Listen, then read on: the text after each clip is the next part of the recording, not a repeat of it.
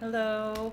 This is a book talk on week 4 of The Artist Way, recovering a sense of integrity. I looked up the definition of integrity, and these are the 3 definitions.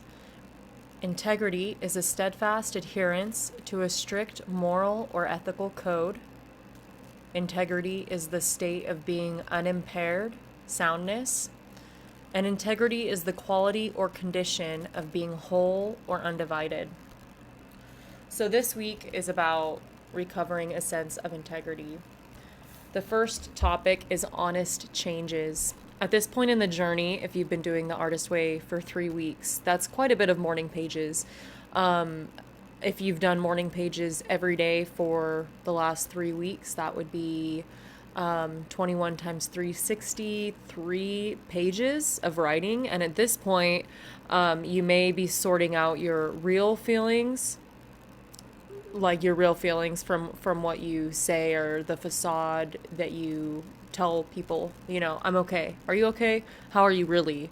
Right? You might not even know yourself, but going through this process, you start to uncover deeper truths about what you're really going through. Oftentimes, it's okay is actually something else, and the morning pages really press us to answer that question. Yeah, a lot of people tend to neglect the pages whenever an unpleasant piece of clarity is about to emerge, right? Like we can feel these emotions bubbling up within us, and right when we're about to get clarity, we'll stop writing. I am guilty of that. I do that, and really trying to make an effort to show up no matter what, and just be real with yourself, right? There's a nice quote in here. Chekhov advises, if you want to work on your art, work on your life. And she goes on to talk about how many people believe that a creative life is airy fairy up in the sky, but really being present and the act of observation and presence with reality is what gives birth to art. And so it's actually in the groundedness that we can live a creative life. And until we experience the freedom of solitude, we may not be able to connect authentically. And a lot of this week is about discovering deeper realms of self. Art lies in the moment of encounter. We meet our truth and we meet ourselves. We meet ourselves and we meet our self expression. We become original because we become something specific and an origin from which work flows. I think that's really nice. Yeah, and part of this process is like letting go of self identity and things that you defined yourself as. And part of that process involves grieving, while you also celebrate the deeper awareness and coming into contact with more of yourself, which can bring about both tension and relief. So, yes. Another, in the journey of the artist way, there's lots of ups and downs, realizations, new awareness, these layers that we're peeling back and coming to know about ourselves.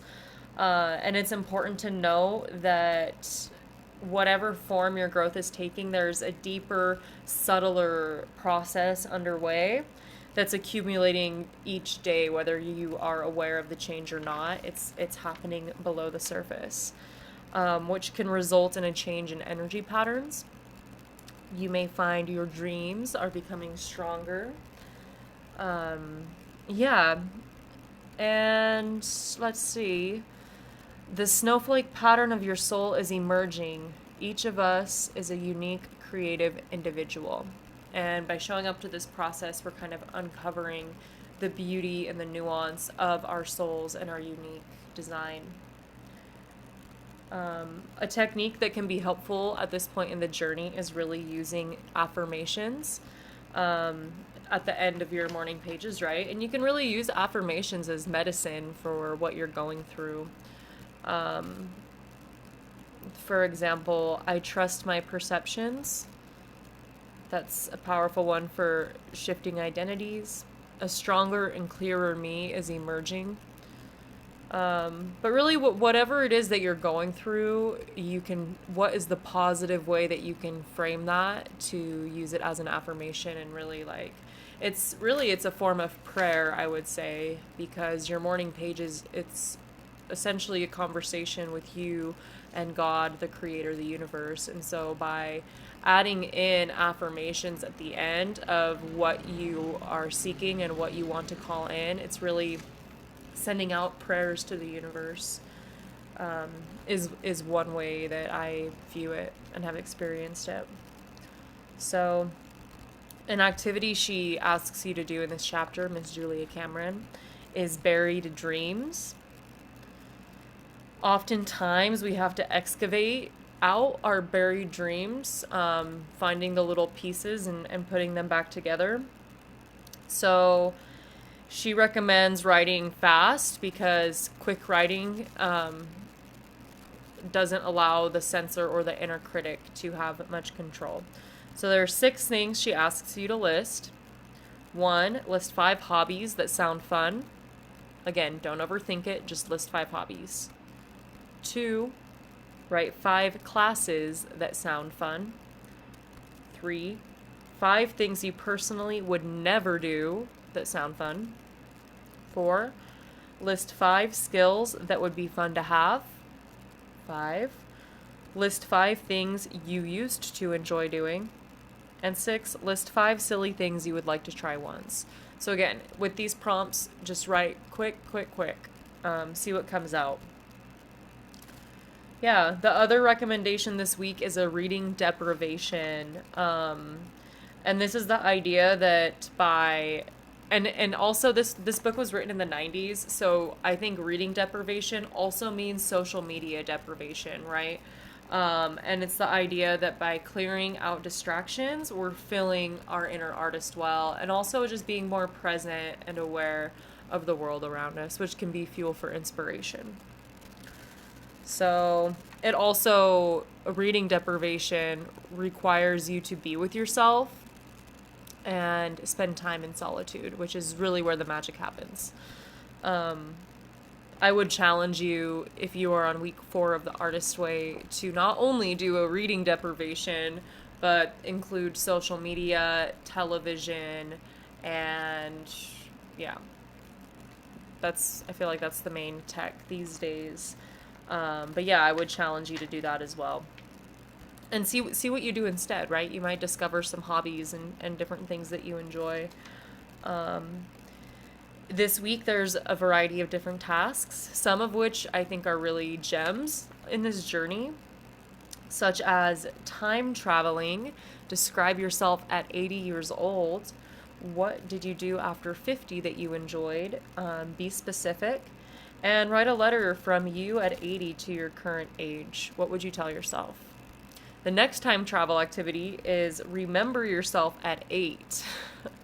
What did you like to do? What were your favorite things? Now write a letter to you at 8. What would you tell yourself? I actually just had a visual this morning of myself at 8 years old. I had these like red glasses on, and I was reading all my books and just like super nerdy. And at that time I really wanted to be an author. Yeah, so what were you doing at 8 years old? Who did you hang out with? What did you enjoy? What games did you play? Yeah. Environment. Describe your ideal environment. Is it a town, country, swank, cozy? Write a paragraph and start to look around. Be observant in your world, and if you find any cuttings or images, visuals that look like your environment, start to collect them. Later in this process, we're going to be doing a dream board, and so start looking for things that inspire you about what your dream life is. Yeah, and there's a few other ones. You can always look here or in book sorry on page 90 of the book. I also have these exercises written out in my Patreon community, which you can access for free if you would like to see more. We also do weekly meeting check-ins to support each other on the journey. So you're welcome to join that. I'll leave a link in the bio or in the description. And yeah, there's some really amazing ones here. One of them is writing your own artist prayer, and she says to use it every day. So, your own artist prayer. I'll read you her example one. It's found on page 223. 223. And have fun with it, right? So, here's her artist prayer, and yours can be anything. O great Creator, we are gathered together in your name, that we may be of greater service to you and to our fellows.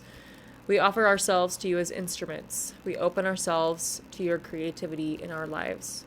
We surrender to you our old ideas. We welcome your new and more expansive ideas. We trust that you will lead us. We trust that it is safe to follow you. We know you created us and that creativity is your nature and our own. We ask you to unfold our lives according to your plan, not our low self-worth.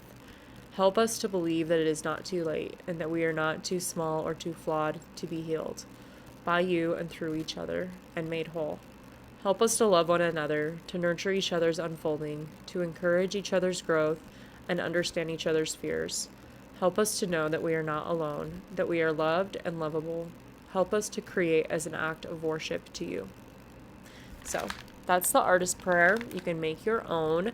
Be creative. Have fun with it. Would love to hear yours in the comments if you'd like to share. I think that would be amazing. And yeah, I'm surprised to find myself emotional. I'm like on the brink of tears right now. And that was about about surrendering our old ideas. Like, that's really hard for me.